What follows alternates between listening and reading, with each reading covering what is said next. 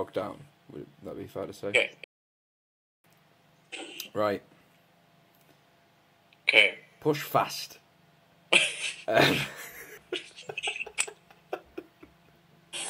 Don't dip down. Don't. You do know I'm Mark Felix, don't you? You know I'm Mark Felix. Press it up. That's what we do to hold it. Bang it through the roof. Don't dip. And then fast like a tuck punch. I think the best thing about the video is he adds zero value. Like, he's spending 3 or 4 minutes explaining to one of the strongest men in the world that the way to do a push press is push fast. Mark Felix is just kind of like... Yeah. Okay. Oh, right, yeah. I had no idea. I had absolutely no idea that was how you went about it. Let's talk about productivity. Cool. Are you recording? Yeah. I've been recording for the last 5 minutes. Oh, wow. It's good to give a bit of material, as it were. That's true. I can always edit together some of the Yorkshiremen. So I expect the podcast to open with push fast. Short dip. The thing I worry about is when, so in the last podcast, when I go just mid sentence, go bog down, whether people just go like, did Johnny just say bog down in a weird way? If you actually get bogged down in the idea that if you don't eat, then you can't lose weight, then you have to accept that what you're saying is a physical impossibility that no reasonable person is going to believe. Hey guys, welcome to another episode of the Propanefitness podcast. The topic for this one is productivity. So neither of us are gurus about this, but these are certainly two angles that you'll hopefully benefit from. Johnny works full-time at the moment in an office, and I'm a medical student, and so we can give you some insight from things that we've found that have worked quite well for us in terms of balancing training around life. So I think the reason that we wanted to speak about it is we've both recently found that progression really is a result of repeated action over a long period of time, and the most important thing you can do each day is ensure that you're meeting the base requirements of what you need to do, and that becomes increasingly difficult when you live in a world in which you're swamped by new inputs of things that you should be doing, or tasks that other people set for you, deadlines that are imposed on you by either yourself or other people. So we're really just going to discuss tips for productivity and how that pertains to getting massive and lean, really, and strong. So, because, who doesn't want to be massive, lean, and strong? Wouldn't you say, Yusuf? That's pretty much the meaning of life. I'd say everyone from the infant to the old woman wants to be massive, lean, and strong. So let's get to it. A book that I've read recently, which I'd say is probably one of the most useful things in terms of developing good habits, was called How to Be a Straight A Student by Newport. So aside from the stupid name, it does actually live up to it. And the idea behind the book is that the author went round looking at commonalities between habits of the top performing Harvard, Yale, Princeton students. And what he found was that the majority of these guys weren't locked away studying in the library all the time. Like they often were very good at balancing their social life and sporting endeavours and all that kind of thing with their studies. And it was really more about maximising the efficiency of their work. So they might only work for 1 or 2 hours a day, but if you look at most students, the productivity goes very quickly down the pan, especially if they spend any longer than that. So he advises a physical calendar. I like to use the Apple one, iCal, and just create time slots for different tasks of the day so that if you're looking the next day, you know exactly what you're doing at what time. It's pretty simple. Assign like a 1 hour slot for working on a certain assignment, for example. And then once the hour is up, you just stop there. And so that ensures that you don't cause things to drag on by procrastinating, not getting things done very efficiently, and also sets a kind of an end point so you no longer feel guilty about finishing it. Yeah, I kind of reached the same conclusions as Yusuf, but through reading the works of different people. So obviously Tim Ferriss is a big name when it comes to productivity and time management. Leo Babauta of ZenHabits.net. And then also David Allen, who wrote Getting Things Done, which is probably the most influential productivity system around today. What a lot of them hint at is the idea of, as Yusuf says, creating time-constrained or task-constrained limits around what you're doing, and not letting work simply bleed into your day.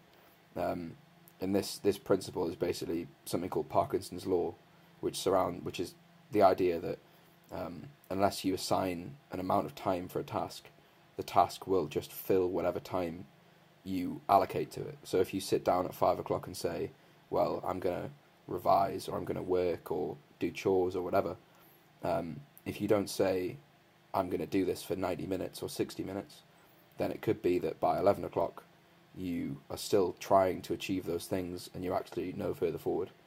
And when it comes to back to what we're trying to improve on, if that means that you get less sleep, if that means you skip a training session, if that means you could have spent the evening doing mobility, that's not really coherent when it comes to being efficient and achieving the goals that we're setting out to achieve. There is another book, I've annoyingly forgotten the name of the author, but the crux of his argument was that in terms of creating these time slots to stop tasks just bleeding into the rest of the day, as Johnny said, it was more about managing concentration. So rather than managing the time and just kind of arbitrarily setting yourself to do a task at a certain time, is to look at when you're most switched on, which for some people is morning, some people might be evening, but work with that rather than trying to push a square peg into a round hole and force yourself to do an intense mathematical task first thing in the morning if you're not a morning person. And some people also say when they're fasting, they're in a glucagon dominant state, and so their sympathetic nervous system is firing a little bit more.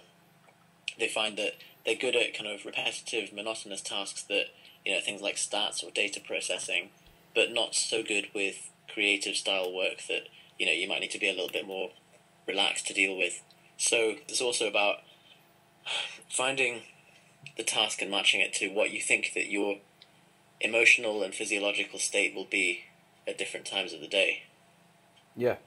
With that, a similar thing, something that is written about quite a bit, and there was actually a BBC News article on this recently, is an idea called decision fatigue, which is centered around the idea that basically you have a limited capacity to make decisions during each and every day, and the more decisions you make, the less effective you are at making each subsequent decision. So in this example, they looked at jury trial, criminals who were trialed by juries, and they found that generally speaking, people who were trialed in the evening were given less, the time spent considering the outcome was less, and it was more likely to be a guilty verdict than a non-guilty verdict. And the theory behind this is that the jury was experiencing decision fatigue and reaching a conclusion more quickly because they had less capacity available.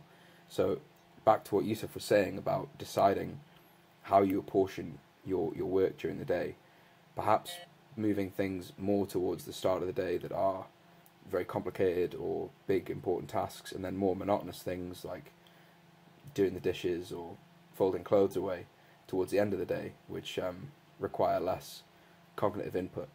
So I guess to summarize what we've really said, limits are a very powerful thing, and customizing the tasks that you do to when you feel you're most productive.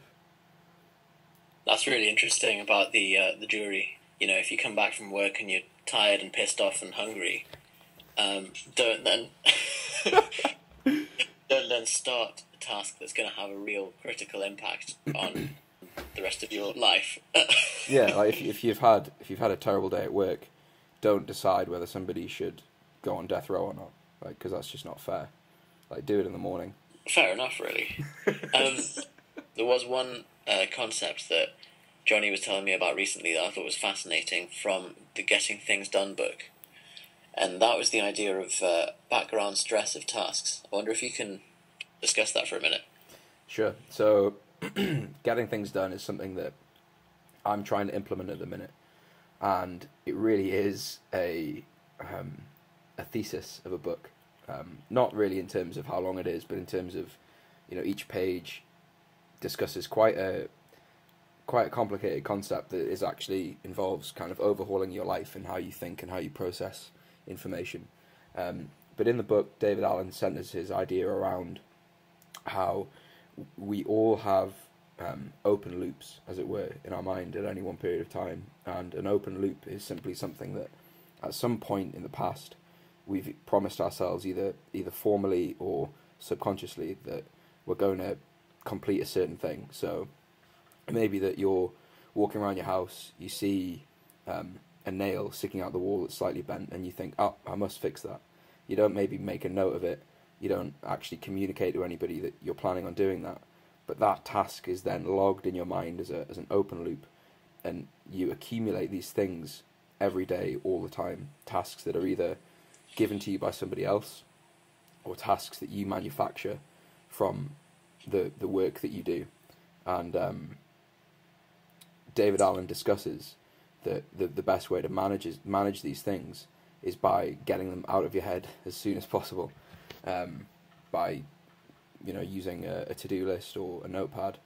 And what Yusuf was saying is the idea behind why this is so bad is simply because having these open loops is actually a form of emotional mental stress. And if you have lots of open loops at any one time, you're incapable of dealing with new situations appropriately. And something that may be quite a minor thing, like a cup of tea spilling, for example, you may overreact simply because actually what you're doing is coping with that on top of all the additional stress that you've already subconsciously created for yourself.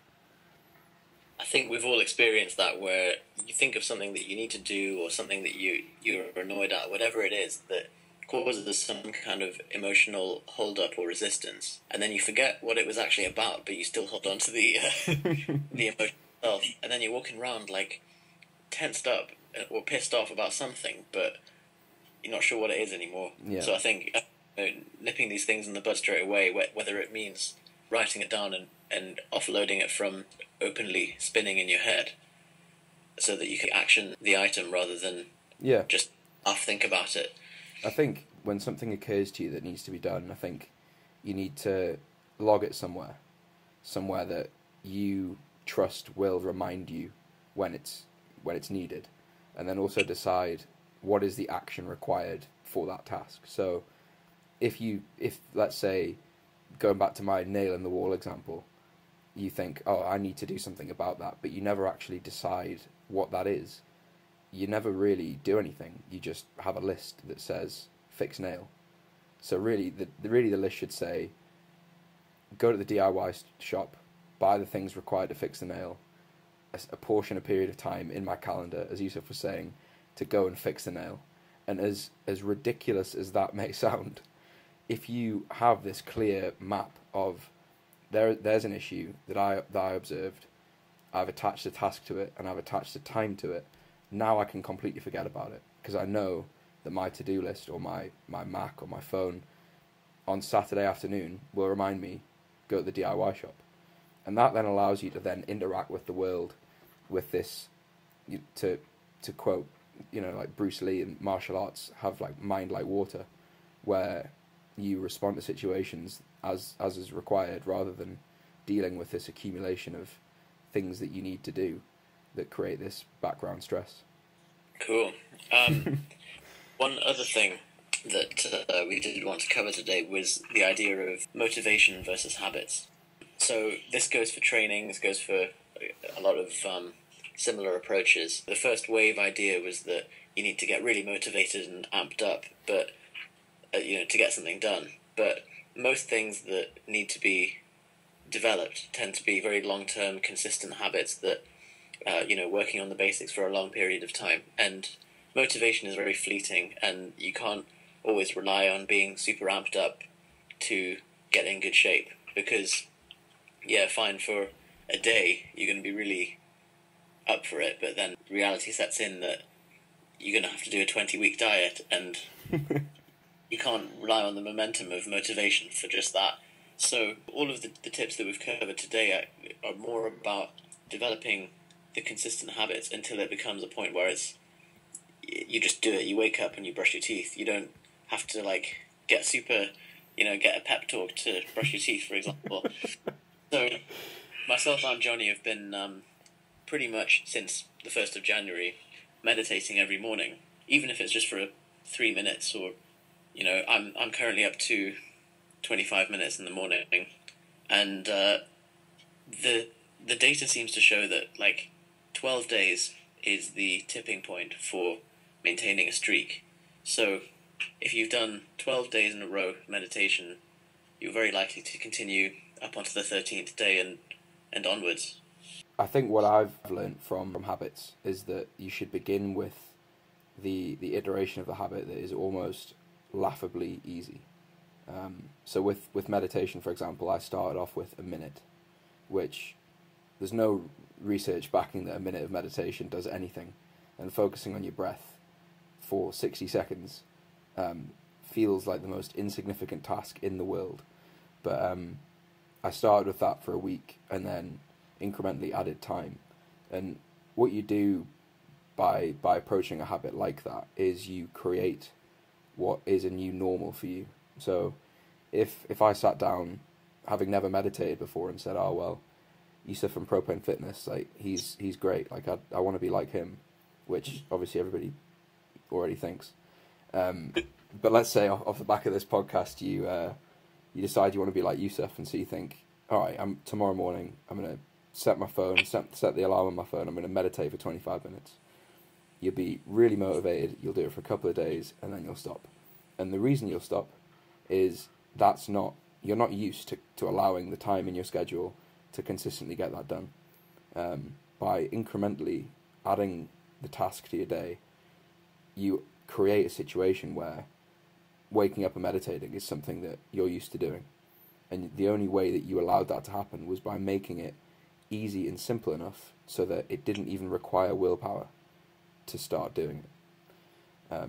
So this is really more, the first part of the podcast, what we're discussing was how to kind of, the mindset to have and techniques to use to kind of allow you the time to deal with the everyday tasks, the work, the revision, the chores, to then allow you to free up the time to do things like start a meditation practice, or start mobility work, or ensure that you prepare meals such that you always hit your macros, or ensure you always get your training session in.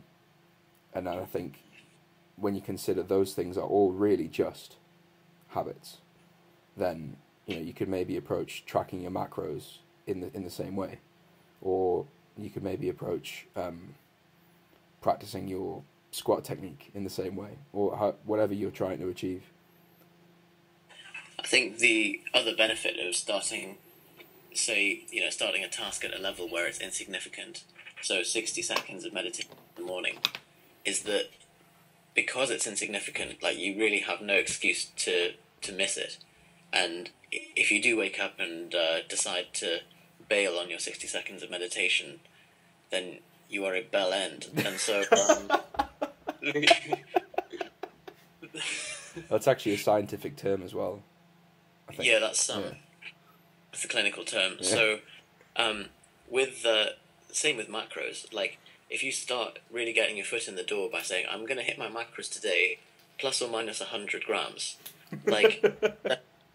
if you don't hit your macros plus or minus 100 grams, then you've got no business being alive. So that's at the situation where you could either have all of your calories either not there or double the target. Yeah, there we go. So if you can't even fit into that bracket, then I guess there's some work that needs doing first. But you can start tighten up macros more and more until, I mean, me and Johnny both hit macros within 5 grams. I think through the habits, it's not really a stressful task anymore, and you just kind of drift into it by the end of the day. So getting the foot in the door with a ridiculous starting point is can be quite good to get the ball rolling. I mean, you have to consider as well that... Alright, we're back, guys. We got temporarily kidnapped and tortured by the internet there and lost connection. So we're just going to summarise what we've been saying.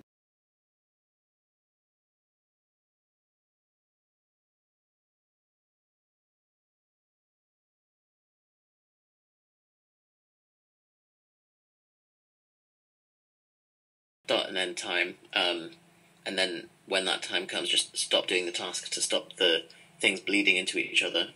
So number 2, which is manage limits, and that would be, assigning an amount of time that you're going to sit down and do that task, and be strict with when you stop, so that a task doesn't just fill the time that you're sitting there. A task fills a block of time, and what that will end up doing is making you more efficient in the time that you actually sit down and try and achieve what it is you're trying to do. Number 3, manage your emotional state and physiology appropriate to the nature of the task and how you feel at different points in the day. And number 4 is starting with the most insignificant increment of the task first. So if it's, let's say you've never exercised before and you want to start exercising, go for a walk for a minute in the morning, or go to the gym for 15 minutes once a week. Start with the most ridiculous, most simple, easiest version of the habit that you're trying to create, and then progress with purpose in small increments. And also download, if you have an iPhone or a smartphone, download a Streaks app. I think there is one actually called Goal Streaks, and record the number of days in a row that you complete the task. And that in itself serves as a positive feedback loop. Just looking over the past 2 weeks of successfully completing the habit is reward in itself. So that's another great tool. Number 6, close the open loops. So anytime something comes to mind of, I need to do that, write it down, get it out of your head, get it onto paper, and assign a next action to that task so that it's actionable and banged through the roof. And then lastly, just to finish off, I've previously written an article on this great website, PropaneFitness.com, where I cover something called the Pomodoro Technique, and that is the perfect expression of what we're talking about at the minute, of working in 25-minute blocks with 5-minute breaks, and being very protective of your spare time. And in that article, I discuss how to use the Pomodoro Technique as it pertains to training and diet. So the ways you can use that technique to ensure that you hit your macros or stretch properly, etc. So yeah, check that out, and we'll put a link below. Cool. There's one more article on procrastination. We'll also stick that in the link below for your reading pleasure. It's got a great video in as well. Yep. So that's it from us. Alright, bye guys.